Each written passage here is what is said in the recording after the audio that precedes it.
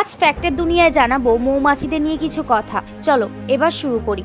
মৌমাছিদের মোট চোখের সংখ্যা হলো 5টি। এর মধ্যে 2টি বড় চোখ, 3টি ছোট চোখ থাকে।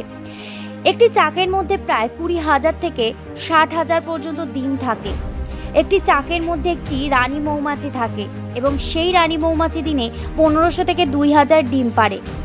মৌমাছির পরাগায়নের মাধ্যমে গাছের ফল ও বীজ তৈরি করতে সাহায্য করে।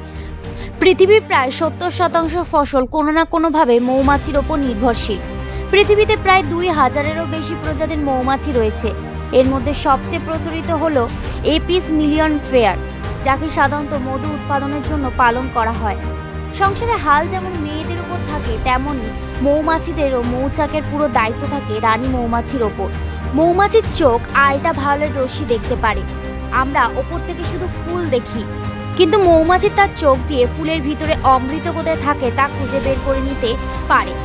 আমাদের কাছে যেটা শুধু পরাগরেণু, মৌমাছিদের কাছে সেটা জিপিএস। ফুলের ঠিক কোন দিকে বসলে মধু বেশি পাওয়া যাবে তা ভালো করে বুঝতে পারে মৌমাছির দল। মৌমাছি ফুল থেকে মধু সংগ্রহ করে না, ফুলের মধ্যে থেকে কাঁচা অমৃত সংগ্রহ করে। তারপর পেটের ভিতরে থাকা বিশেষ এনজাইমে সেই সুগারের স্ট্রাকচার বদলে দেয়। মৌমাছি সেই অমৃত আর এক মৌমাছিকে দিচ্ছে, তারপর তৃতীয়, চতুর্থ, পঞ্চম, প্রতিবার এইভাবে একে অপরের কাছে সেই কাঁচা অমৃত আদান প্রদান করে। এইভাবে এনজাইমের পরিবর্তনে বাতাসের সংস্পর্শে এসে কেমিক্যাল বদল গঠন হয়। অবশেষে জলীয় অংশ ক্রমে ঘন হয়ে টেস্টি টেস্টি মধু তৈরি হয়। সবচেয়ে আশ্চর্যের বিষয় হলো 1 চামচ মধু জন্য মৌমাছিদের 50,000 ফুলে বসতে হয়।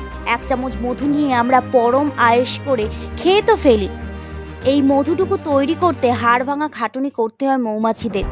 একটি মৌমাছি তার সারা জীবনে বানাতে পারে মাত্র 0.4 মিলিলিটার মধু। মানে 1 চামচ মধুর পিছনে লুকিয়ে থাকে শত শত মৌমাছির পরিশ্রম ও হাড় ভাঙা খাটুনি। মৌমাছির কাজ করার ক্ষমতা দেখেও আশ্চর্য হয়েছে নাসাও।